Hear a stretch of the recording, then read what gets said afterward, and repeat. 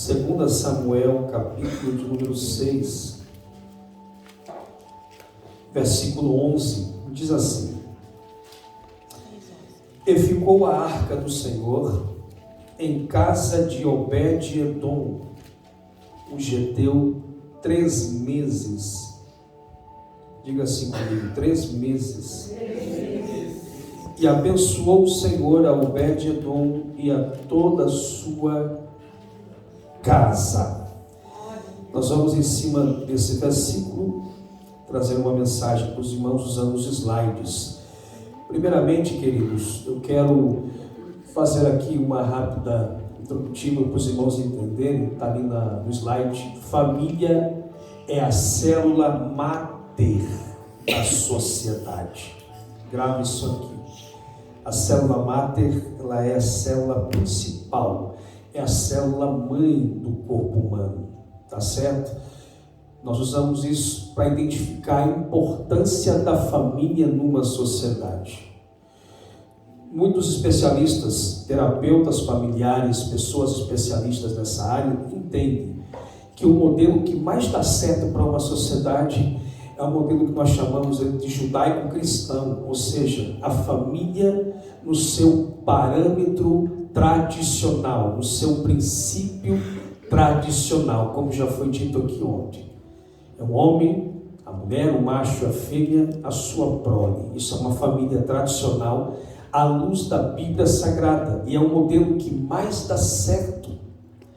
E em favor disso, as igrejas também acabam sendo muito mais abençoadas, porque a igreja é uma comunidade composta por famílias. Uma família bem resolvida vai gerar bênção para a igreja. Uma família com problemas vai trazer problemas. É claro que a igreja está aqui para resolver. Mas eu quero que você entenda que família para Deus não sai desse princípio. Tá certo?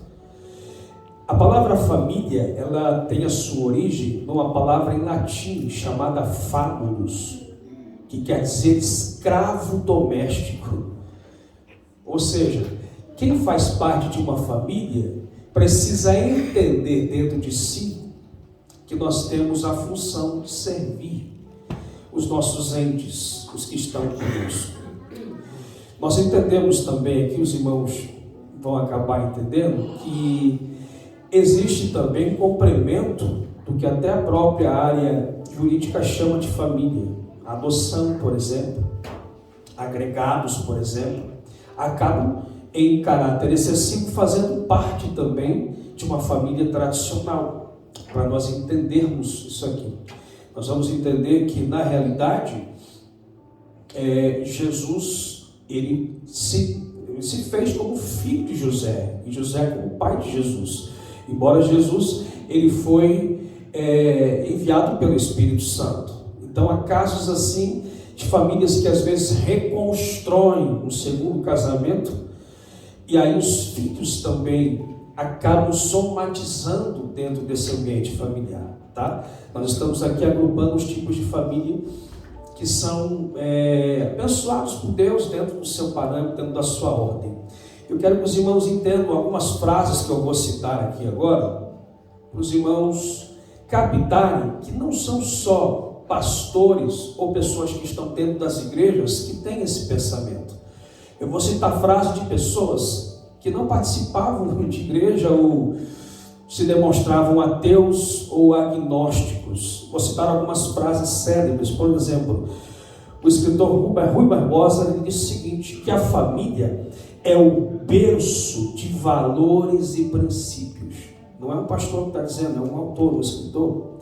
Outra frase que eu considero ela emblemática foi do antigo presidente norte-americano Benjamin Franklin. Ele disse que a família é a pedra fundamental de uma sociedade.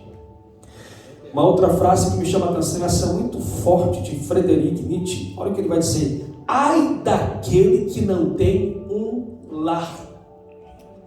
São pessoas que não têm nada a ver com o cristianismo, que chegaram a essa conclusão.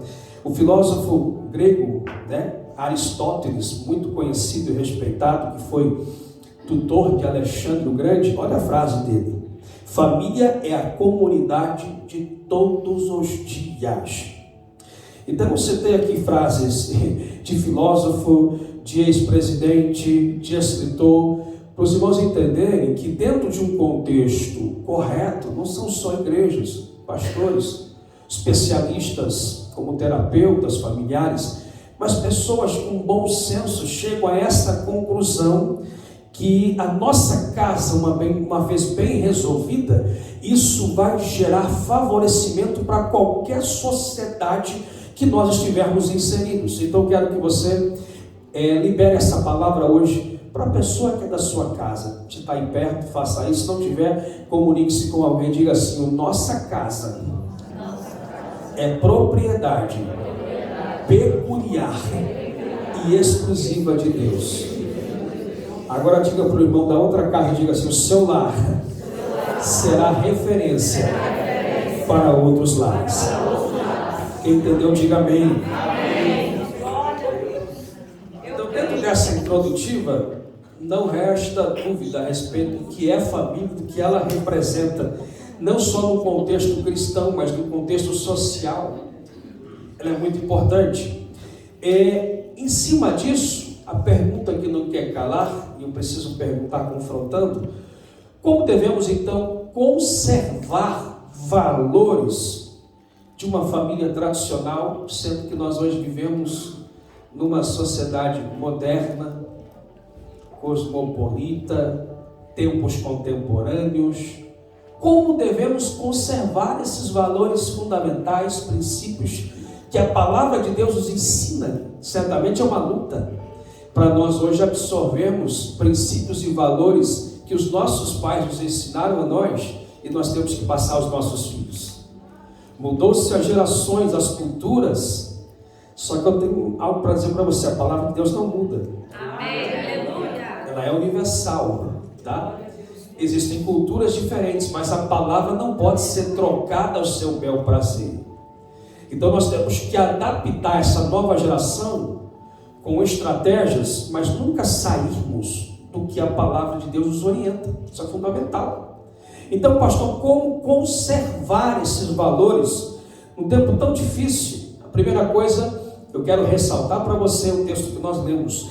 Nós precisamos trazer Deus para o centro da nossa família.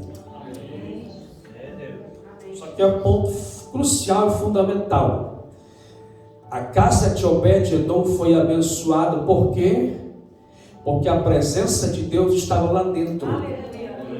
A arca estava lá dentro. E isso gerou bênção para aquele lar. Então, o primeiro conselho aqui: leve Deus para o centro da sua casa, da sua família. Alguém se lembra do primeiro milagre que Jesus fez? Jesus fez o primeiro milagre, está escrito em João capítulo 2, numa festa de casamento. Não é interessante isso? Transformando água em vinho. Então, o primeiro milagre de Deus para nós está dentro da nossa casa, dentro do nosso lar. E esse seminário, ele vai se tornar profético, divisor de águas para a sua casa. Eu quero crer que o bom vinho será celebrado em favor da sua família também. Quem crê assim, diga amém. Além de eu levar Deus para o centro da minha casa, no final eu volto a falar disso, existe um segundo fator que é fundamental. Qual é, pastor? Entendendo que dentro do lar, cada membro da família deve conservar os seus papéis. Existem funções, existem regras, que aonde eu estiver inserido nesse contexto, eu devo praticar. Tudo funciona bem com regra e com disciplina, irmãos. Quer ver só o que é uma regra, o que é uma disciplina? Você está com o seu carro correndo a 70 por hora. E hoje eu fui embora com o irmão Sebastião, ele já decorou tudo quanto é radar aqui de BN, tá? Aí ele diz: aqui dali na frente tem um radar ali. Aí ele já diminui a velocidade do carro dele. Eu nem sei quanto é ali, se é 40, se é 50, não reparei, mas sei que ele diminui. Se você tiver 70 por hora e o trânsito diz que tem que ir a 50, você está a 70, mas se aparecer o radar, Se você não diminuir, vai vir um boleto abençoado para você pagar depois. É o devorador mesmo, fotografa e manda. Por que eu estou usando esse exemplo? Porque tudo funciona bem com regra, com princípios. E o ser humano tem dificuldade de obedecer regra, de obedecer princípios. Mas a palavra nos ensina. É por isso que Deus deixou mandamentos, regras. Porque uma sociedade que não se limita à regra, onde o slogan é proibido proibir, isso nunca vai funcionar. Então nós precisamos entender que, embora hoje valores tenham sido alterados, e as pessoas dizem que é por causa da modernidade, isso não tem nada a ver com modernidade, irmão. Princípios não podem ser substituídos. Amém? Amém. E o que é princípio? É pegar o que é primeiro e nunca ser colocado no que é segundo. Quer ver um princípio? Vamos lá, Mateus 6,33. Deus diz: buscai primeiro, princípio, o quê? E as demais coisas vem depois, você não acrescentar. Isso é princípio. Agora, o que a sociedade quer embutir em nós, através de uma mídia, através de pessoas que não coadunam com esses princípios de família, é dizer que buscai primeiro as demais coisas, e depois o reino de Deus será acrescentado. Eu não posso inverter a ordem dos valores. Quer ver uma coisa que, a princípio, caráter vale mais do que talento. Isso é princípio. E dentro do meio do cristianismo, principalmente o meio pentecostal, a gente inverte esse valor. A gente bota aqui, para muitas pessoas, talento vale mais do que caráter. Quer ver o que é princípio? A mulher de Sunem, quando ela pediu para fazer um quarto para o profeta Eliseu, ela chegou a essa conclusão, o texto vai dizer, depois que ela observou a vida de Eliseu, a conduta dele, e aí chegou para o marido dela e disse: vamos construir um quarto para esse homem que passa aqui comer pão, porque eu tenho observado que ele é um homem santo de Deus. Não foi a profecia de Eliseu que fez ela dizer que ele era homem de Deus, e sim o seu testemunho.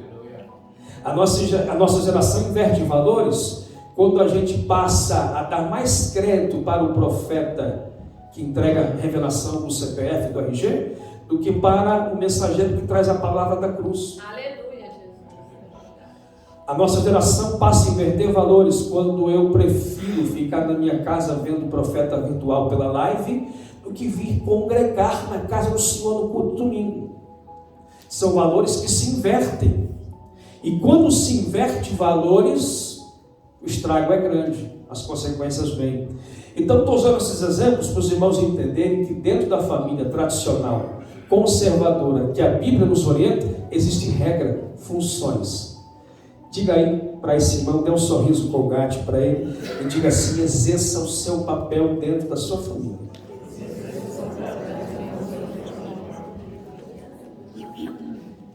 Pode passar a tela para nós, irmão. Não vai passar a tela não. Estamos na página 37, 38, 39, tá? Nosso irmão vai passar a próxima tela para nós entrarmos nos papéis de cada membro dentro da sua casa. Pode passar outra também. Isso, deixa aí. Isso tem aqui no livro, tá? Eu acho que é a página 38. Os papéis, eu fiz um gráfico para ficar mais fácil. Quem são os membros da família? Vamos lá. Pai, mãe, filhos. Só que o pai também é esposo. E a mãe também é esposa. Então, cada membro tem o seu papel dentro do lar. E eu botei ali, ó. Pai ou esposo, os principais papéis dele. Provedor. Eu botei aqui, deve amar, botei aqui uma barra, que esse amor é um amor de proteção também. E a liderança pertence ao pai e esposo. A mãe, suas funções, ela tem que ser tutora, edificadora e pacificadora. E os filhos ou os agregados, eles devem ser aprendizes e honradores. Agora eu quero que você diga aí para o membro da sua casa: Deus vai falar com você nesse momento. Aperta o teu cinto aí, irmão. Vai estreitar um pouquinho, tá? Eu quero falar de cada papel aqui que nós temos que representar dentro da nossa casa. Passa a próxima, irmão, para nós. Nós vamos começar primeiro com o papel dos pais e dos maridos. E dentro desse contexto nós vamos ver quais são os papéis. O primeiro deles, pode passar a tela, irmão, é ser provedor. Amém? A função de todo marido, de todo esposo, de todo pai é ser provedor. Eu sei que numa sociedade como estamos hoje, as mulheres ganharam o seu espaço e elas ajudam na provisão e devem ajudar. Mas quando eu falo provedor, a responsabilidade maior recai sobre a figura do pai. Pode passar. Amém. É isso, provedor. A função paternal e marital é um grande desafio, tá? Nesse quesito nós destacamos a importância importante desse papel. Entendemos que na atual sociedade a mulher, já falamos, mas eu quero botar esse versículo ali, irmãos, Provérbios 24, verso 27, e depois eu quero ler 1 Timóteo 5:8. Olha que forte. Cuida dos teus negócios lá fora, apronta a lavoura no campo e depois edifica a sua casa. Provérbios 24, verso 27. E ratificando 1 Timóteo 5:8, ora, se alguém tem cuidado dos seus, especialmente, aliás, não tem cuidado dos seus, especialmente os da sua casa, tem negado a fé e é pior que o descrente. Sabe o que é profundo entender aqui? A gente se depara, muitas vezes conversando com casais e aconselhando, que existem alguns maridos ou alguns pais que recebem o salário e gastam todo o salário dele com as coisas dele. E alguns que às vezes não estão tão firmados, gastam tudo no bar, na loja. E às vezes paga rodada de churrasco para amigo, nada contra você abençoar um amigo. Mas eu quero chamar a sua atenção para 1 Timóteo 5:8, se alguém não tem cuidado, especialmente da sua casa, sabe o que isso quer dizer? A prioridade precisa ser a minha casa. Não é o happy hour com amigos e você bancando eles. Se isso for comprometer o orçamento da sua família, você não deve fazer isso com os amigos. Deve primeiro priorizar a sua casa, sua esposa, seus filhos. E o que nós vimos hoje, infelizmente, acontece. As pessoas ganham seus salários e às vezes um não sabe quanto o outro ganha. Eu sei que tem mulheres que às vezes são casadas com europeus ou vice-versa, isso é um pouco mais difícil, é complexo. Mas com jeitinho nós podemos ir adaptando, organizando isso. Porque dentro de uma casa não pode existir duas carteiras, sim uma carteira. Nós precisamos entender esse sentido. Quer ver uma coisa que eu vou perguntar aqui para os irmãos? Tua esposa sabe a senha do teu cartão? Ela tem acesso à tua conta digital? Isso tem a ver com fidelidade também. Porque senão começa a guerra já aí. Eu vou mandar um dinheiro para ajudar um parente no Brasil. Se for comprometer o orçamento da sua casa, não mande. E se for para mandar, chama a tua esposa, ó, precisa ajudar fulano. O que você acha? Isso é transparência. Quando foge da transparência, começam os atritos. Perde-se a confiança. Quem está entendendo, diga amém. Amém. Então diga aí para a tua esposa, diga assim, a minha senha você já sabe.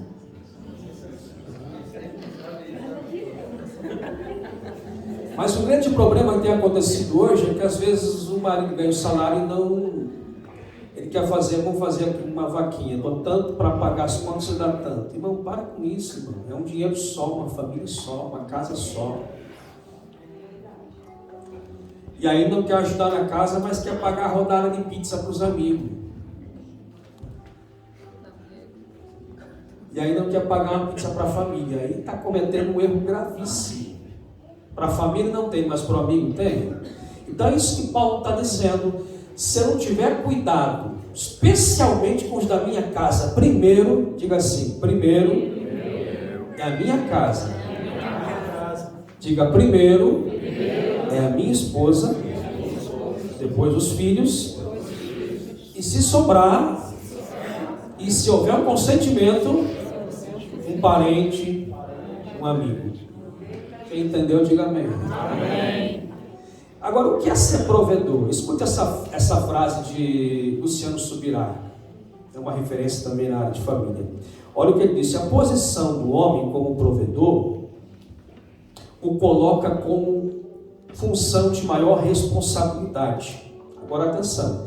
Isso não quer dizer que ele tem a obrigação de atender todos os caprichos da esposa e dos filhos. Nem que tenha que ser rico, mas suprir o que é essencial. Aleluia. Quer saber o que é ser provedor? Porque às vezes também as irmãs exageram, né? Acham que para ser provedor tem que viver no aplicativo da Manon, da AliExpress, e o marido que se vira para pagar o cartão. Não é assim também. Aqui é até irmã. Ser provedor é suprir o que comer, o que vestir e o que morar. Isso é ser provedor. Claro que se passar disso, vai ajudar e vai fazer muito. Diga glória a Deus. Nós não podemos deturpar o princípio do que é ser provedor. Tem marido que ganha 10 mil francos, glória a Deus, mas o que ganha 2 mil e é batalhador, não é provedor? Se a capacidade que ele tem para ganhar está se esforçando, claro que é. Precisamos entender isso. As pessoas distorcem o que é a prosperidade. Prosperidade não é quanto você ganha, mas é como você vive com aquilo que você ganha. É capaz de ter gente próspera com 2 mil francos e gente passando dificuldade com 20 mil francos. Quem é próspero na história? Que ganha 2, que ganha 20. São princípios que nós não podemos alterar. Então, a primeira função, o marido deve se esforçar sim, dentro do que pode fazer, ser provedor. Pode passar a tela, irmão. Devagar vai chegar lá, isso. A segunda função, eu botei amar, proteger, porque esse amor, ele deve ser um instinto de proteção. Toda casa entende que precisa existir a figura masculina como referência de cuidado, de proteção. E uma coisa que eu acho interessante é que a Bíblia não manda, agora as irmãs vão ficar felizes, né? Não manda as esposas amarem os maridos, mas manda os maridos amarem as esposas. Efésios 5:25 diz que os maridos devem amar as esposas como Cristo amou a igreja, se dedicou por ela e morreu por ela. Então diga aí para a tua esposa, se for preciso, é um pouco que você também. Eita Jesus, o Senhor é testemunho. Tem que ser dito, né, irmão? Mas a vez das irmãs vai chegar daqui a pouco. Eu quero dizer com isso é que esse amor é um instinto de proteção. Quer ver um exemplo claro? Outro dia lá no Brasil, minha esposa ela expulsa a legião de demônio, tá? Ela tem autoridade para expulsar demônio. Mas entrou um rato lá em casa. E a irmã que expulsa a legião sumiu. E aí sobrou para quem? O super-herói da casa, que sou eu. Matar o rato. Proteger a minha esposa. Mas foi difícil pegar o camarada 2 dias. Botei veneno, aí encaixei no cantinho, fechei a porta e disse, agora eu e tu aqui. Já estava grogue e acabei com a vida dele, né? Mas por que eu quero dizer isso? Porque a mulher espera que o homem faça isso, cuide da casa. escuta um barulho, não é a mulher que vai sair, é o marido que vai. É o instinto de proteção, de segurança da casa. Sabe o que é isso? É um filho olhar para o pai, entendendo, meu pai está aqui para resolver o problema. Conta-se uma ilustração que dentro de uma embarcação no mar, ondas fortes, e o barco começou a sofrer risco de naufrágio, as pessoas em desespero, e um garotinho no cantinho do barco, lendo sua revistinha, quietinho, como se nada tivesse acontecendo com ele, e as pessoas apavoradas, o menininho tranquilo, até que alguém chegou no menininho e disse assim, por que você não está com medo dessas ondas não, do barco afundar? Sabe qual foi a resposta do menino? Não, porque quem está pilotando o barco é o meu pai. Isso quer dizer o seguinte, que os filhos e a esposa querem dar crédito a um homem que as proteja, que ame, que traga segurança a elas. Isso é papel do pai, isso é papel do esposo. Agora é duro quando o homem tem medo de barata, né, irmão? Aí fica difícil. Mas Jesus dá graça. Então, dentro desse quesito, nós precisamos entender que este amar e proteger é termos a sensibilidade de que a mulher e os filhos são diferentes de nós. A gente é mais razão, irmãos, mais racional. Todo mundo tem esse hábito de sentar na sala, os homens, pegar o controle remoto e ficar passando 10, 15 canal de uma vez e pergunta o que é que você está assistindo. Nada. É doideira da cabeça de homem isso, vai entender. Mas é essa figura ali dentro que traz segurança. E eu preciso entender como homem que a mulher não é assim, que os filhos não são assim, são mais emotivos. A mulher ela é mais plausível a ouvir e o homem a ver.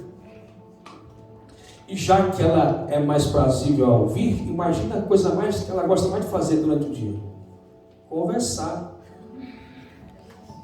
Olha a estatística que nós pegamos e é forte. Vou falar tudo aqui hoje, tá, irmão? Amém. Um homem normal, pastor Stephanie, fala em média 4.000 palavras por dia. 4.000, Nilson. Sabe quantas mulheres falam? 20.000. 5 vezes mais do que nós. Então a necessidade dela é conversar, falar. E aquele tipo de trabalho estressante, que você sai do seu trabalho cansado, tudo que você quer é sentar na sua poltroninha de papai, pegar aquele cafezinho, controle remoto, ficar no seu mundinho de Bob. Mas ela quer conversar. E a gente tem que conversar. Então diga aí para teu esposo, arruma tempo para conversar comigo. Crianças, você está cansado, elas querem brincar. A energia de criança, eu digo que criança quando está dormindo, não está dormindo, está carregando bateria. E quando acordar, misericórdia, irmãos. E a gente às vezes quer ficar quieto, mas às vezes temos que entender a necessidade desse mundo de proteção que foi confiado a nós, figuras masculinas, de termos essa proteção, de chegarmos, ouvirmos a esposa e dentro do que ela contar, a gente apresentar uma palavra de esperança para ela, porque às vezes ela está emotiva. E eu me espelho muito no Eucana, irmãos, marido de Ana. Quando Ana estava no desespero porque não gerava filhos, vê isso, né? 1 Samuel 1, verso 8, Eucana vai dizer: por que choras, Ana? Olha o consolo e a palavra de um homem: não te sou eu melhor do que 10 filhos? Estou aqui, conta comigo. Às vezes um abraço, conta comigo, a mulher já se levanta: opa, tem um marido forte aqui do meu lado. Às vezes uma criança chega para contar um problema, o pai já pega no colo, já faz cara de forte, e a criança já sente aquela segurança. Então esse amor de proteção é algo no mundo paralelo masculino. Quem entendeu, diga amém. Amém. Diga aí para tua esposa, você casou com um homem forte. Diga aí para o teu filho, papai está aqui para resolver. Amém? Quem entendeu isso aqui? Passa para a próxima, irmão. Próxima, já falei disso. Isso. Terceira função do homem como esposo, como pai, liderança. A Bíblia diz que Cristo é o cabeça da igreja. E o homem é o cabeça da mulher. Fator preponderante é o homem estar na liderança da sua casa. Ele precisa entender esse papel. E liderar, aqui eu aprendo uma frase célebre: liderar não é impor, liderar é influenciar. A minha liderança ela não deve ser machista. Ela deve partir do princípio de que eu estou na frente, eu vou decidir.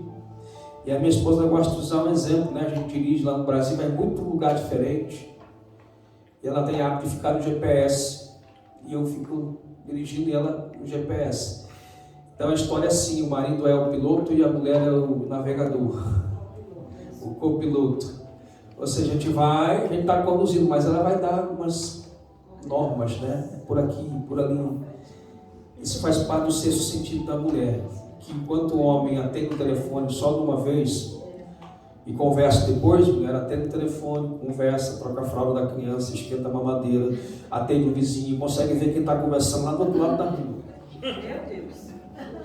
É o sexto sentido da mulher. O homem não, o homem é uma coisa de cada vez, irmão. É assim que funciona.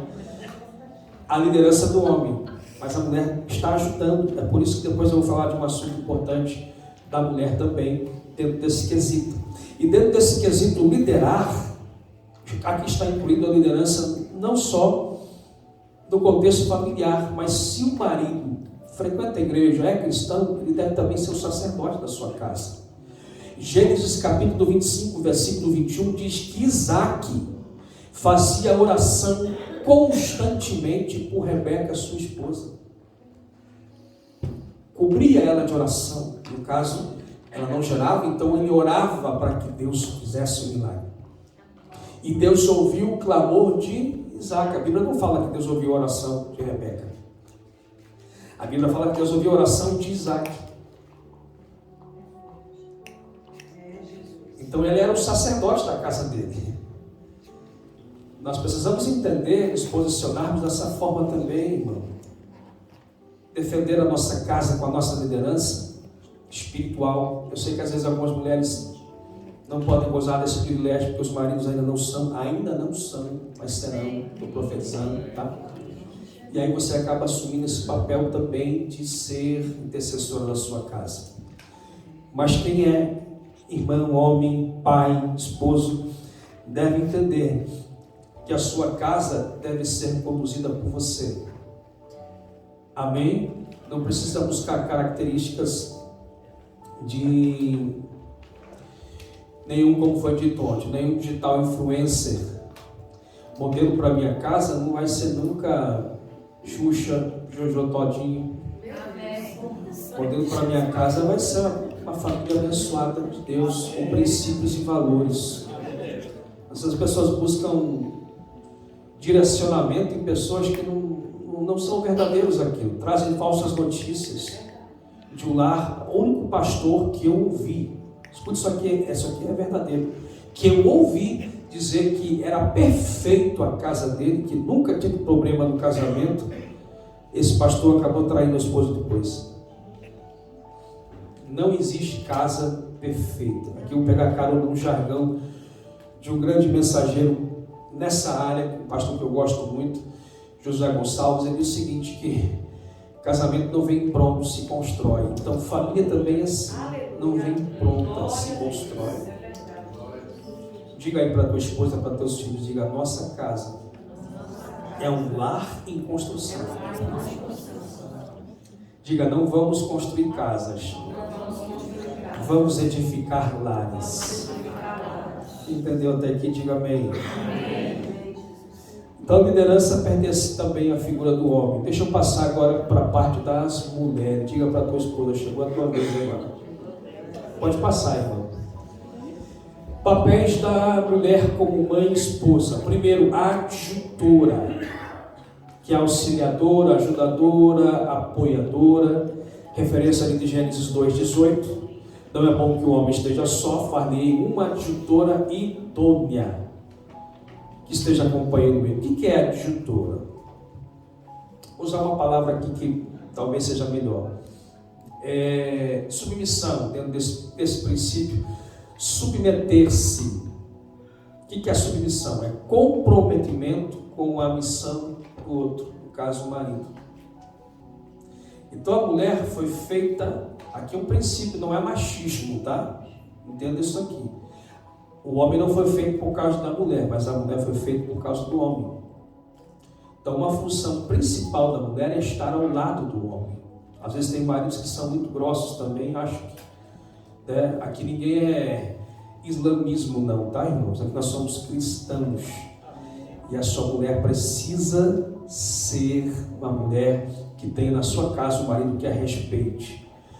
Então esse submeter-se é estar do lado, porque quando Deus tirou a costela de Adão, não foi de trás, foi do lado. É para a mulher andar junto, dentro desse princípio que eu acabei de falar, a respeito da liderança do homem, da mulher que é o copiloto, é ela que vai dar direcionamentos também para as nossas vidas. Tem coisa que eu não enxergo, a minha esposa enxerga. Tem coisa que eu não vejo, mas ela vê. E ela me chama e diz, fulano está assim, assim, assim. E é verdade, que as mulheres têm um sexto sentido dado por Deus, gratuitamente. É diferente o universo feminino. Então, ser adjutora é entender o seguinte, que Provérbios 12:4, a Bíblia vai dizer que a mulher virtuosa, ela se torna coroa do seu marido. Sabe o que isso quer dizer? O homem é o cabeça, mas a mulher é a coroa. É muito forte isso. Quando eu olho para a mulher de Provérbios 31, tem uma parte que ela fala, mulher virtuosa, que eu acho extraordinário. Ela vai dizer que conhece o seu marido de longe quando se assenta com os anciãos na terra. E aqui eu preciso chegar à seguinte conclusão, que ser adjutora é ser apoiadora, é somatizar, é estar junto, é ser sábia. É uma mulher que caminha lado a lado com o seu marido, com os seus filhos. Grava essa frase: a mulher, como esposa e como mãe, ela é o termômetro de um lar. Quando a mulher não está bem, parece que a casa fica toda desorganizada. Os maridos ficam enlouquecidos, as crianças também. Mas quando uma mulher se posiciona no centro, entende o seu papel, a casa tem a tendência de estar ainda mais edificada e abençoada, porque Deus deu essa graça à mulher, e é sobre isso que eu quero falar daqui a pouco também. Então, aprenda esse princípio, você que é mãe, você que é esposa, estar comprometida com a causa familiar é caminhar junto. E aqui eu preciso dizer algo muito forte: mulheres independentes têm dificuldades de entenderem o que é submissão dentro de uma casa. Eu vou dizer algo forte: você pode ganhar mais que seu marido, mas ele é o cabeça da sua casa. Tem mulher que ganha às vezes 5 mil francos, o marido ganha 1.000, ela acha que manda na casa. Não manda não, filho. Então inverta papéis, respeite. Você pode até ter mais talento que o seu marido, mas ele é a figura masculina da casa. Eu canso de ver isso, irmão. A síndrome de Jezabel. Jezabéis que mandam nos Acabes. Mas eu quero que você diga para o teu esposo, diga assim para ele: quem manda lá em casa é você, meu amor. Fala aí. Pastor Gilmar quase saiu pulando lá atrás. São princípios. Mas eu vou trazer um agrado para as mulheres também depois, pode ficar tranquilo. Mulheres independentes nesse mundo de conquistas, de espaços, Elas não querem se submeter. A primeira coisa que ela fala é meu dinheiro, minha casa. Da mesma forma que o marido provedor, ele tem que transparecer para a senhora a organização financeira da casa, a senhora também. Contenha-se na empolgação das compras dos sapatos.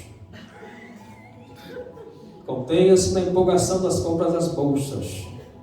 Faz o orçamento da casa, irmão. Também declaro que o teu marido não vai ser mão de vaca não, tá bom? Mas se for para comprometer o orçamento, ao invés de comprar 2 sapatos, compra 1. Isso é economia familiar. Não vou falar sobre esse assunto, mas isso é muito importante. Para que uma casa não entre em descrédito e desgraça. Agora diga para o seu marido, a minha senha também você vai ter acesso.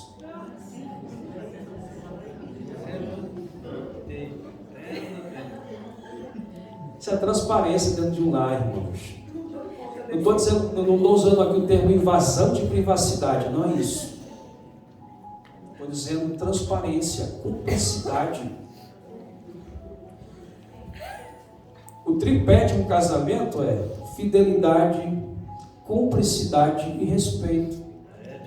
Se esse tripé for quebrado, a base for quebrada, os casamentos não vão funcionar, as famílias não vão funcionar.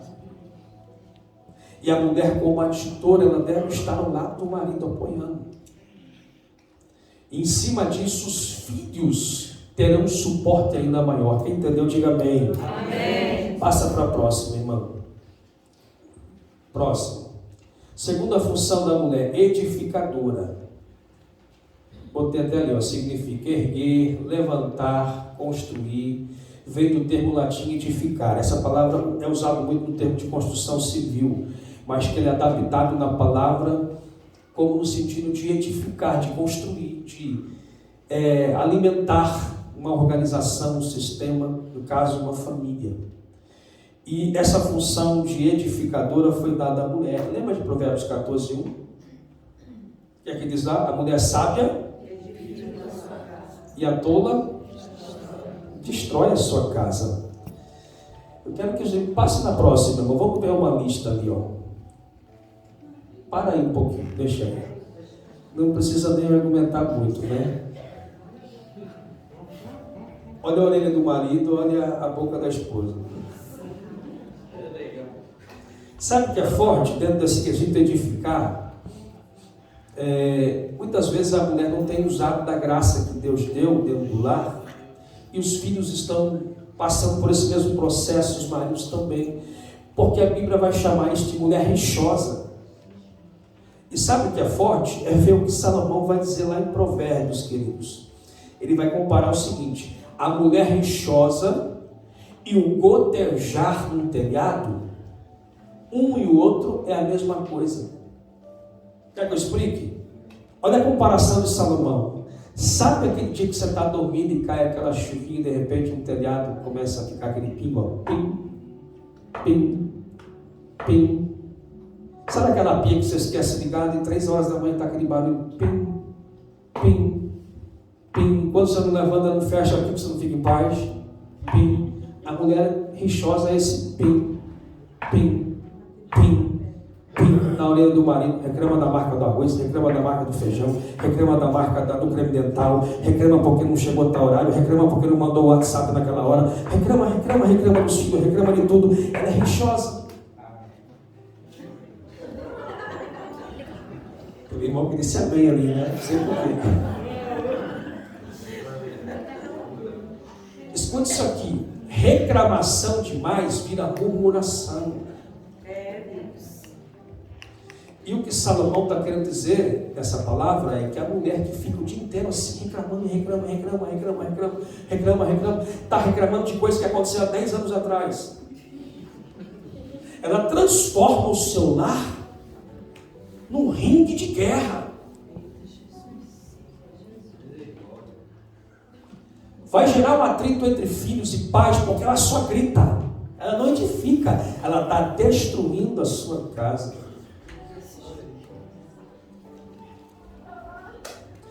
Rixosa ou iracunda, a Bíblia chama.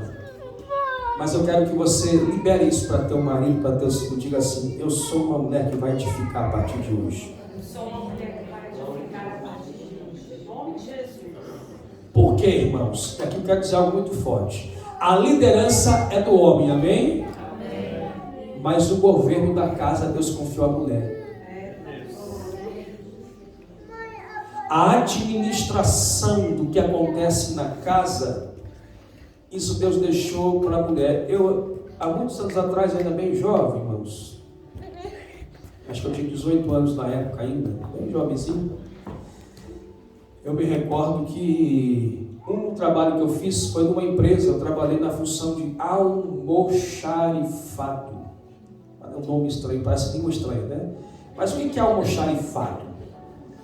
Eu era almoxarife nessa empresa. Eu tinha que cuidar de todos os itens que existiam na empresa, dentro de um controle administrativo. E quando alguém tirava alguma coisa, passava por mim, eu sabia o estoque que tinha. Para não deixar acabar, eu tinha que repor. Se faltasse o produto, a culpa era minha. Então eu tinha que ter o controle de tudo que acontecia, todos os itens e produtos que eram armazenados na empresa. E cada vez que alguém tirava, eu dava baixa. Quando chegava, eu colocava no estoque. E eu sabia o que tinha consultando, tinha que controlar. E se começasse a acabar o estoque, eu tinha que pedir para repor. Por que eu estou usando esse exemplo? É mais ou menos isso que a mulher deve fazer na casa. Não estou falando em relação à alimentação e tudo. Ela deve ter esse controle dentro lá. O que é que está faltando no casamento? O que é que está faltando nos filhos? Ela consegue gerir isso, porque Deus deu a ela esses sentidos de governar a sua casa. É por isso que ontem foi dito aqui pela pastora Milane, que ao edificar uma tenda, esse versículo foi tirado de um exemplo sim. Os homens é que erguiam elas, mas quem ficava as estacas nas pontas eram as mulheres. E se a tenda não tivesse bem edificada nas estacas, qualquer tempestade, o vento derrubava a casa, a tenda caía. Então a mulher deve ter esse princípio. Mas às vezes a senhora dona de casa fica 3 horas no TikTok, ó, vendo um lançamento novo de uma roupa, nada contra, tá? E às vezes o problema está aí. Teu filho chora, tu dá o tablet na mão dele. O tablet virou chupeta agora na mão de criança, né? E às vezes o que acontece é que o lar não está sendo bem administrado por culpa da senhora. E aí a senhora pega o celular, fica fazendo fofoca, falando mal do marido, do filho, para todo mundo. Liga para a Suíça inteira, liga para os irmãos, liga para o Brasil.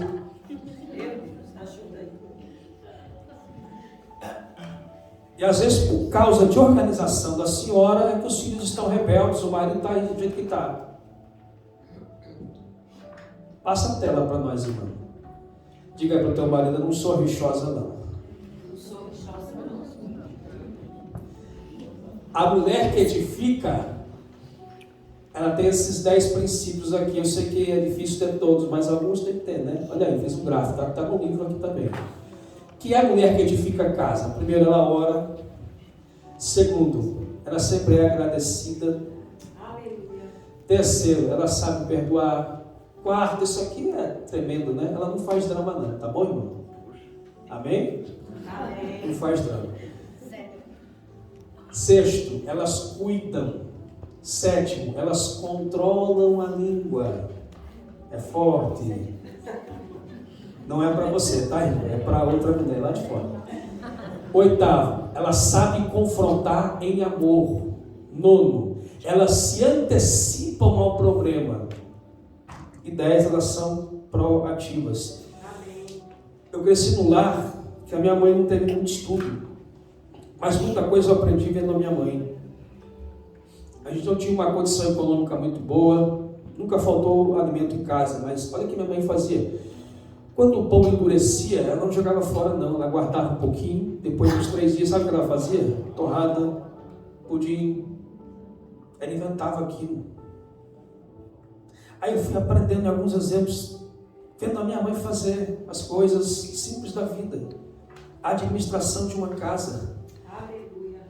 Ela é capaz, a mulher, de um tempo difícil, de gerir isso. Quando você vê Provérbios 31, os elogios que são feitos àquela mulher, ela não só cozinha, ela costura, ela cuida da casa, do vestimento da casa, dos filhos, do marido.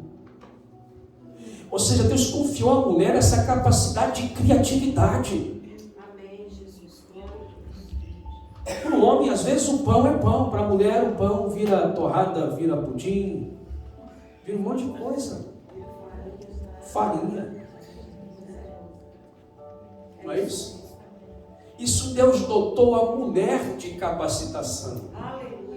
E a mulher que edifica a casa numa prova financeira, ela não vai sair xingando o marido, xingando Deus. Ela vai estar junto, irmão.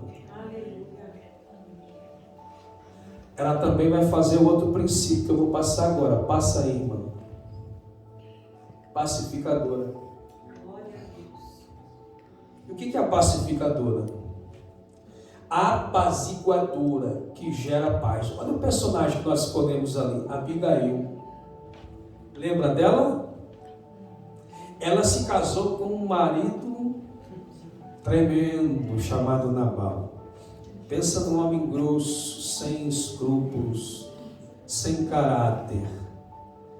E o dia que Davi fugia de Saul, numa dessas fugas, ele mandou alguns espias chegarem até a casa de Nabal, porque Nabal tinha recebido proteção de Davi um certo tempo. E ele prosperou muito lá nas campinas do Monte Carmelo. E Deus abençoou muito a vida de Nabal financeiramente. E agora Davi, não é que ele fosse cobrar ajuda, mas no momento de dificuldade, você vai procurar alguém. E Davi foi pedir ajuda de alimentação para Nabal. E a resposta de Nabal: quem é Davi? Quem é o filho de Jessé? Ignorou. Isso gerou uma ira tão grande em Davi que ele pegou 400 soldados e iam acabar com toda a casa de Nabal. Iam destruir a sua fazenda, seu gado, seus funcionários, toda a casa. Só que chegou no ouvido de quem? Abigail, esposa de Nabal. Sabe o que ela fez? Ela montou no jumentinho, pediu para os criados separar um monte de alimentos. Ela foi ao encontro de Davi, se prostrou e com as suas palavras, trazendo alimento e a forma como ela se expressou para Davi, ela parou a guerra. Abigail foi capaz de parar Davi e 400 soldados de cometerem guerra. Ela desarmou os soldados. Diga aí para o teu esposo: é isso que eu quero fazer. Diga para teus filhos: é isso que mamãe vai fazer lá em casa. E cá entre nós, tarefa difícil tá essa para a mulher cosmopolita de hoje, né, irmão? As mulheres estão mais bravas. Mas o seu temperamento não pode impedir você de agir com sabedoria nessa hora. Porque ser apaziguador é ser sábia. Não bate boca com teu marido, não. Não bate boca com teus filhos, não. Disciplina eles, mas apazigua. Tem um dito popular que diz: quando um não quer, dois não brigam. Eu sei que tem hora que o marido vai ter que fazer isso também. Tem uma marcha ré. Mas Deus confiou isso à mulher apaziguadora. Olha que a estrutura de Abigail, ela foi capaz de harmonizar, de conciliar uma situação difícil, e ela foi capaz de salvar a sua casa. Eu digo isso para as mulheres porque tem muitas mulheres aqui na Europa em geral que são casadas com pessoas que são o seu nível de cultura aqui da Europa, e é diferente, é difícil. Aí é que você tem que ser mais apaziguador ainda para entender isso. Amém? E a minha oração é que Deus dê graça para as irmãs, para as mulheres, para que o seu lar seja harmônico. Grava essa frase que eu acabei de dizer: a mulher é o termômetro do seu lar. Se ela estiver bem, se ela for apaziguadora, a tendência é que a casa seja muito melhor. Quem entendeu, diga amém. Pode passar, irmão. Vamos agora para a parte dos... Passa de novo. Isso, filhos agregados. Função dos filhos para nós orarmos. Aqui eu tenho 10 minutinhos. Os filhos ou agregados, eles assumem o papel de serem aprendizes. O famoso versículo, né, que nós gostamos de Provérbios 22:6. Ensina a criança no caminho que deve andar, e quando for velho, não se desviará dele. Isso que ensina são os pais. Então os filhos vão crescer com esses princípios, tá? E aqui eu preciso chamar a atenção dos pais. Pais superprotetores vão gerar filhos fracos. Eu vou repetir. Pais superprotetores gerarão filhos frágeis, que não vão identificar o que são princípios. Filhos que crescem sem regras vão ser filhos fracos amanhã. Prova disso? Nós temos um capítulo todo dentro desse livro. Vou até procurar aqui, irmãos, que ele fala sobre a temática filiolatria. Está aqui nas páginas finais, tá? 50. Por que foi colocado isso nesse livro? Para os irmãos entenderem a fragilidade que foram os filhos de um personagem importante, que era juiz em Israel, Eli. Eli pecou pela sua omissão. E o que aconteceu? Seus filhos Ofni e Finéias cresceram para serem sacerdotes, não tinham limite de regras. E o que eles faziam? Coisas erradas.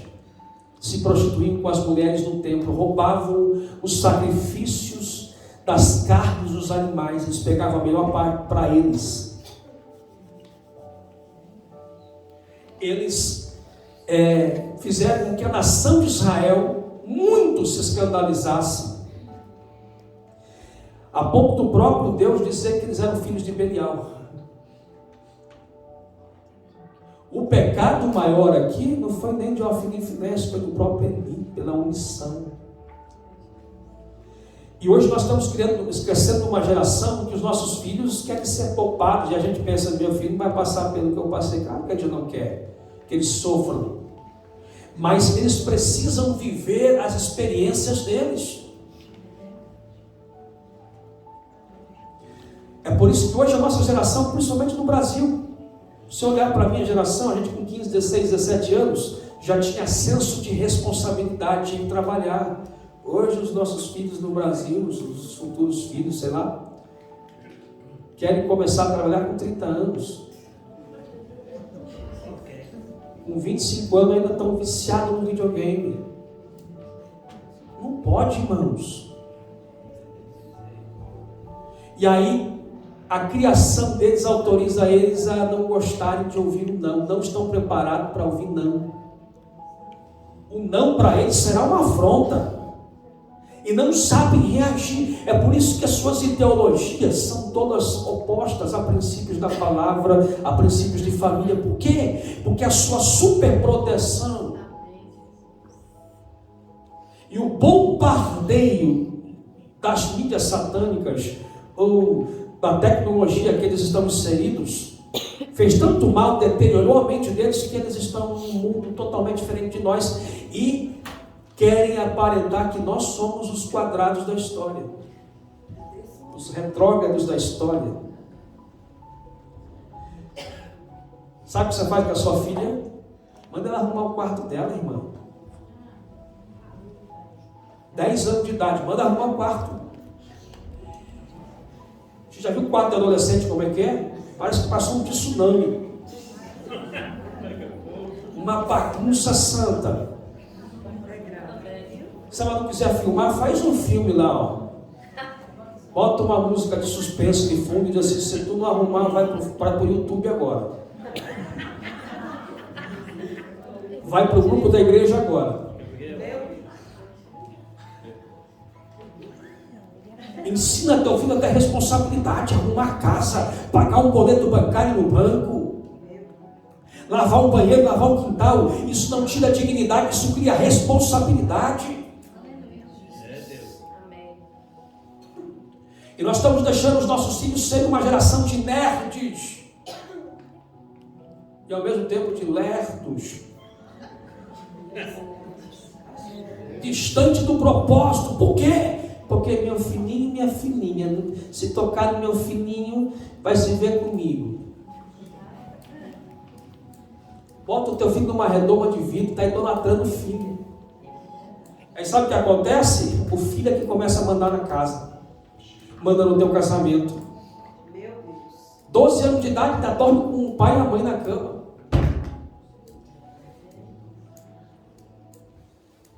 Eu conheço a história que os filhos arrancam os pais de madrugada da cama, o pai vai para o sofá e o filho dorme na cama junto com a mãe. Aí o pai, naca, acha que está normal. Tá não. Precisamos criar os nossos filhos para serem homens amanhã. Aleluia. E as nossas filhas para serem boas mulheres amanhã. Amém.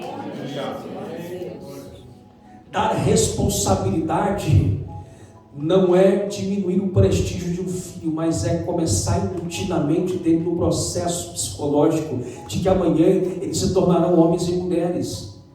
Eu vejo muito isso acontecendo no Brasil hoje. Os meninos começam a ter 18, 19 anos, eles começam a ter uma síndrome. Eu vou explicar isso.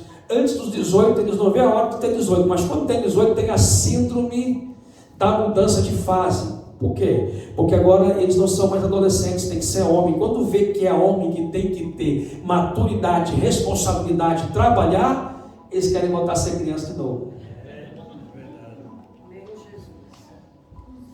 Então não querem encarar a vida com senso. A Bíblia mostra meninos jovens como Davi com 16, 17 anos, como José com 17 anos no Egito, como Daniel, Sadraque, Mesaque e Abednego, jovens que viviam uma vida intensa de adrenalina. Glória a Deus. E nós preocupados com a nossa geração de TikTok e os nossos filhinhos indefesos numa redominha de vidro. Estamos idolatrando os filhos, é eles que estão mandando na nossa casa, estão criando regras, estão mudando princípios. A casa de Eli recebeu uma palavra profética que não teria subsistência mais a partir dali, porque Eli amou mais os filhos do que a Deus.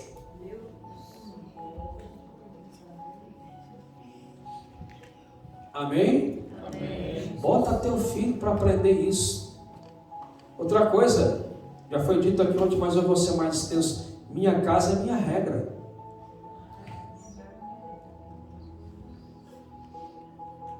Fiz 18 anos, sou de maior, sou independente.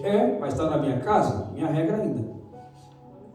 Vou sair, tem hora para chegar. Aleluia. Tenho 20 anos, não interessa, minha casa é minha regra.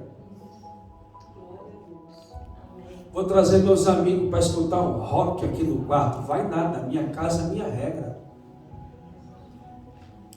Vou colocar um monte de cachaça na geladeira. Aqui eu vou ser direto, irmão. Vou pôr um monte de cachaça na geladeira para meus amigos virem aqui para assistir a Copa do Mundo. Vai nada, eu sou crente, minha casa é minha regra. Eu não posso agradar o filho e desagradar a Deus. Aleluia. Tenho 30 anos, mas está morando na minha casa, está na minha regra. Quando for suficiente e maduro para pagar o seu aluguel, para pagar sua conta de água, sua luz, suas contas e morar na sua casa, você bota a regra que você quiser. Mas quando estiver na minha casa, é minha regra. Diga aí para teu filho, para tua filha entender como é que funciona.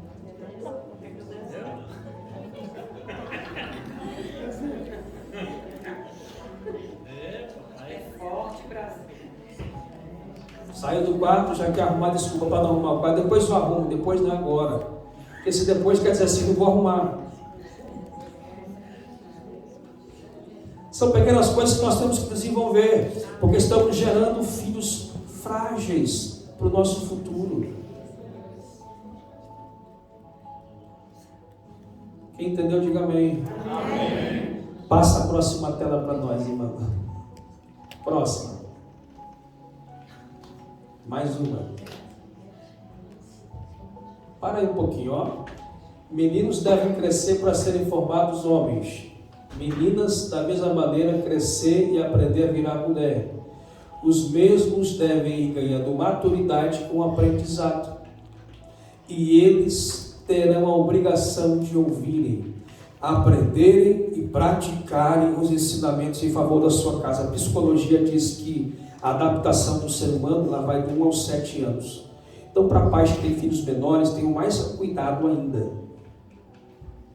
Porque o conjunto de valores que você ensinar para os teus filhos, principalmente até os 7 anos, vai servir de base para grande parte do cumprimento da sua vida. Então não encha teu filho com mensagem subliminar. Eu não sei porque criança de 3 anos precisa ficar 5 horas na frente da internet, irmão, não consigo entender isso. Para casa ter paz, por causa do grito do filho, é um tablet, é um iPad. Para quê? Mundo virtual, a criança precisa ter energia, gastar energia, correr, pular, brincar. E o diabo está roubando isso. A Bíblia diz que os filhos são herança do Senhor. E o diabo, nós ouvimos muitas pessoas dizendo em palavras proféticas, até mesmo em convenções de satanismo, que a base para eles é alcançar as crianças de agora. Para quê? Para que não hajam pessoas de bom senso no futuro. É por isso que a todo custo tentam aprovação de leis no Brasil para implemento de ideologia de gênero já nas escolas infantis, no mundo todo, né? Mas estou falando especificamente daqui mesmo, já ouvi histórias do Brasil, revistas que iriam chegar, que o Ministério da Educação e Cultura já ia mandar para as escolas. Deus usou muitos deputados da bancada evangélica no Brasil para barrar essa lei. Chegaram a mostrar, eles explicando, e a ideologia de gênero disse que a criança deve decidir se quer ser homem, mulher, gato, cachorro. É terrível. E às vezes nós pais estamos tão preocupados, tão atarefados, e o nosso filho está sendo alcançado pela internet, pelo pedófilo. Mas eu vim aqui declarar que os nossos filhos não serão produtos de traficantes, nem a sua filha será meretriz, nem o seu filho será produto de pedofilia. Ensina o teu filho, fala de Jesus para ele, anuncia a palavra. Sua casa será um lar de harmonia, de bênçãos, para a glória de Deus. Quem tem, diga amém. Passa a próxima tela, irmão, mais 2 minutinhos e a gente encerra. Próxima. Aqui, honradores. Lá embaixo, Efésios 6:2, honra teu pai e tua mãe, que é o primeiro mandamento com promessa. Foi falado um pouco disso ontem. É fundamental que os filhos respeitem. E aqui eu quero dizer algo muito forte. Seus pais não podem ser perfeitos, filhos. Mas mesmo assim nós temos que aprender a respeitá-los, honrá-los. De que forma? Expressando gratidão, amor, usando isso por meio de palavras, de atitudes, respeitá-los como pais, ainda que eles não concordem com a sua opinião. Respeitar é amar. Honrar, a palavra honrar significa dar crédito e respaldo pelas qualidades que o outro tem. Isso não vai diminuir você, mas isso é um mandamento fundamental. Salomão diz que o que precede a honra é a humilhação. Existe até uma lei no Brasil que foi dita, uma lei a respeito dos pais na velhice, a necessidade de serem cuidados pelos seus filhos. E nós estamos num país que nessa área existe muita falha, porque muitos filhos, quando os pais ficam velhos, os colocam no asilo e deixam lá, preferem pagar para que os asilos cuidem dos pais. Mas para nós, igreja, não podemos aderir esses princípios. Precisamos entender que os nossos pais, na velhice deles, precisarão do nosso apoio, da nossa ajuda, do nosso amor. Eu gosto muito de uma frase, queridos, que amar é faculdade, mas cuidar é amor. Parece um trocadilho, mas não é. Precisamos entender que o cuidar dos nossos pais no tempo da sua velhice será uma forma também de honrarmos, e tem uma promessa em cima disso, para que se prolongue os nossos dias na terra. Já foi dito ontem pela pastora Milane, o pastor que ganhou sobrevida, porque lembrou dessa promessa. Passa a tela para nós, irmão. Pode passar. Ali a frase da ministra Nancy Andrick: amar é faculdade, cuidar é dever. Fique de pé nessa noite. Eu gostaria de fazer algo profético. Eu gostaria que as famílias se reunissem. Eu gostaria que as famílias se reunissem nessa noite, o marido com a esposa e com os filhos. Façam isso. Procura tua esposa, teus filhos aí. Se não tiver ninguém na sua casa, se aproxime de outra família, porque, acima de tudo, nós também somos famílias em Cristo. Eu gostaria que você abrisse o seu coração nesse momento. Deus está aqui. E eu volto para o começo da mensagem. Eu vou praticar os meus princípios, meu papel, mas de forma primordial, eu preciso levar a arca para a minha casa. Eu preciso levar Deus para dentro da minha casa. Hoje à noite você pedir perdão para o seu filho, para o seu pai, para a sua esposa, para a sua mãe. Entendermos essa verdade, queridos. A sua casa é um lar sendo construído. E eu quero declarar, não importa o que está acontecendo nos outros lares, mas como Josué disse, eu e a minha casa, nós vamos servir ao Senhor. Botem para nós o primeiro louvor, irmãos. Eu quero que você comece a orar com a sua casa agora, queridos. Ore com a sua família. Um conselho que quero dar para todos: lutem pelo seu casamento, pelos seus filhos. Lutem pela sua casa. Lutem pela sua família. E dentro desse louvor, eu quero que você declare isso sobre a sua casa, nessa noite. Oh, glória.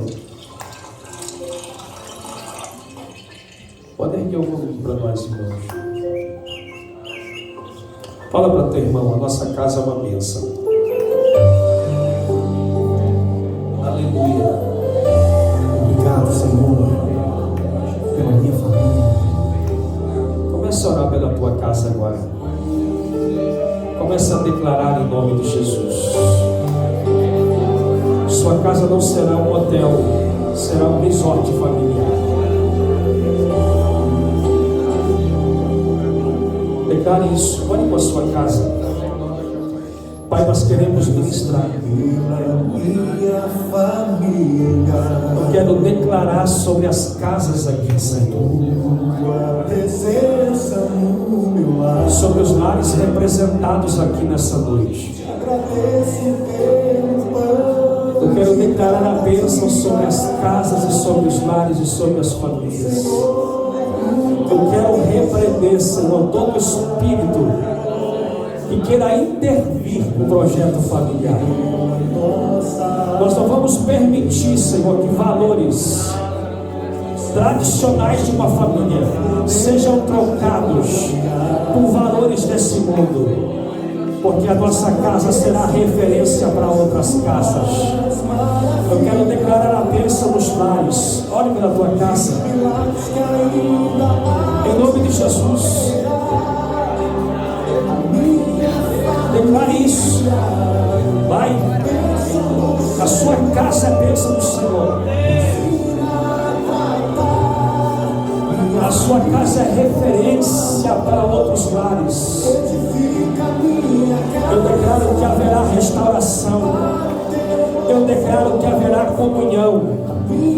Eu declaro que haverá transformação de lares e famílias. Casamentos serão restaurados. Filhos serão alcançados. Eu declaro em nome de Jesus que os teus filhos estarão em volta da roda da sua mesa. Que a sua casa será bendita do Senhor. Você vai dizer como Paulo hoje: crê no Senhor Jesus e será salvo tu e a tua casa. Eu declaro isso.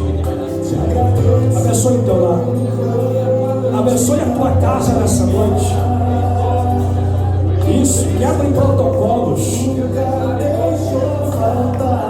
Faça o seguinte agora, em companhia da sua esposa e dos seus filhos, vá em direção a outra família, celebre com elas também, abrace a outra família e libere uma palavra de vitória para outra casa.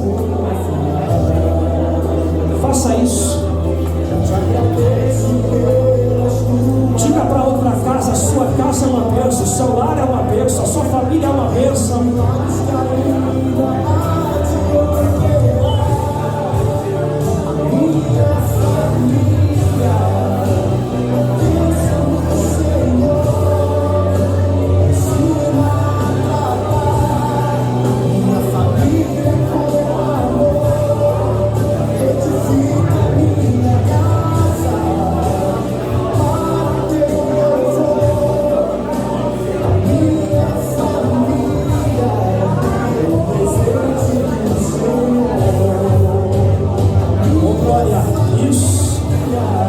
Esse seminário está acabando, mas as bênçãos de Abraão, de que todas as famílias seriam benditas e abençoadas, continuarão sobre a sua casa, a sua família.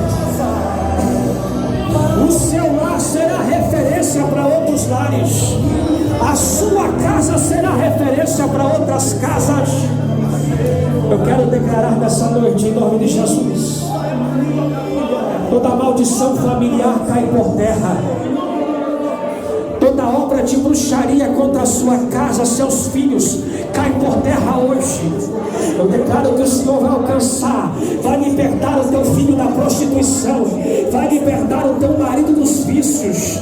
A sua casa será alcançada, a sua família será alcançada por Deus, em nome de Jesus.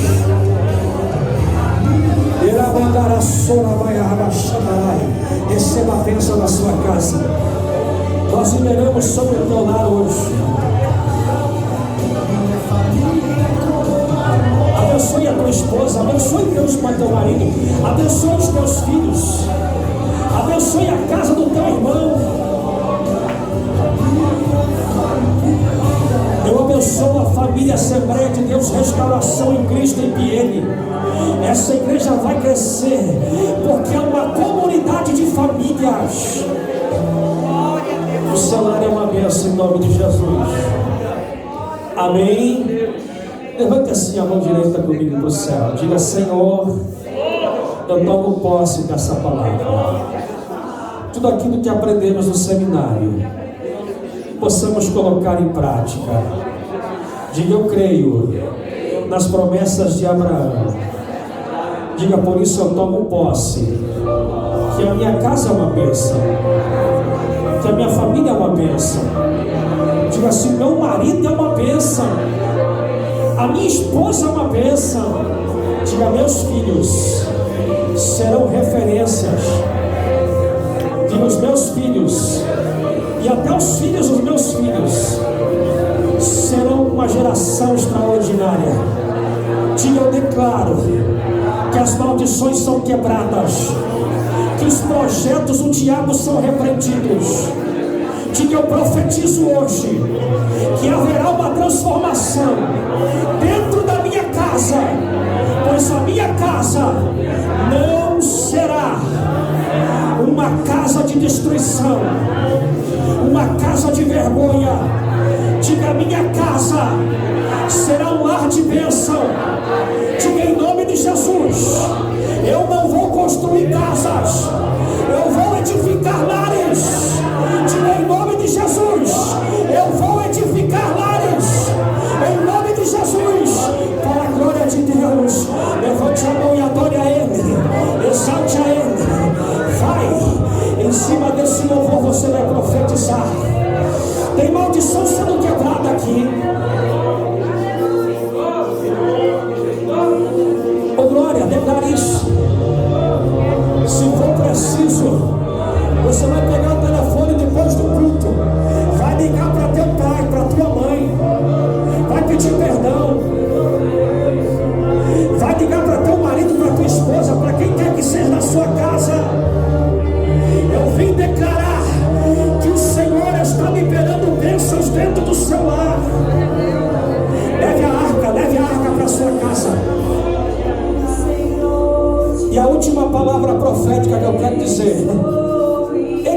tuas mãos, vai para receber. Não posso deixar isso sem falar. É profético. Para quem quiser pegar, a maior profecia está na palavra. Qual foi o tempo que a arca ficou na casa de Obed-Edom? Diga aí para esse irmão, 3 meses. E o que aconteceu na casa dele? Ele e a sua casa foram abençoadas. Para quem quiser pegar, para quem quiser receber, aí vai a profecia. O que Deus está dizendo, se prepara, porque o impacto será grande. No período de 3 meses, Deus vai realizar grandes coisas dentro da sua casa. Deixa eu ver quem recebe a sua palavra. Diga aí para esse irmão, dentro de 3 meses.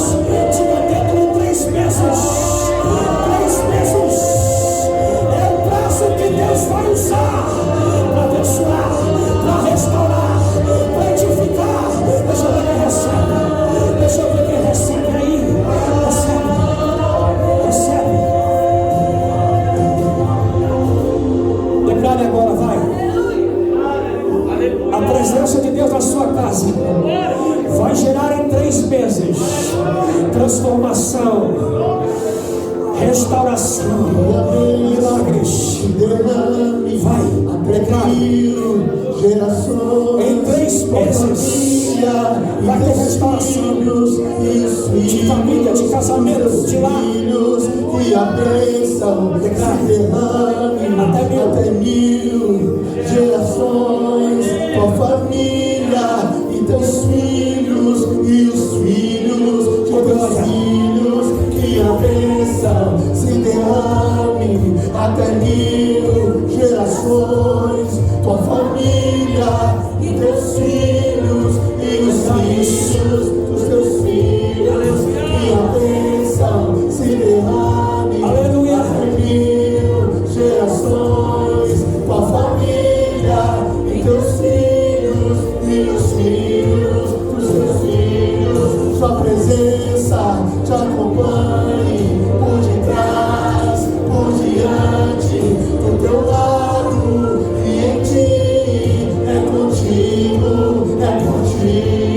e de noite e de dia, tua entrada e saída, em teu riso, em teu choro. É contigo, é por ti, é contigo, é por ti, é contigo, é por ti, é contigo, é por ti, é contigo, é por ti.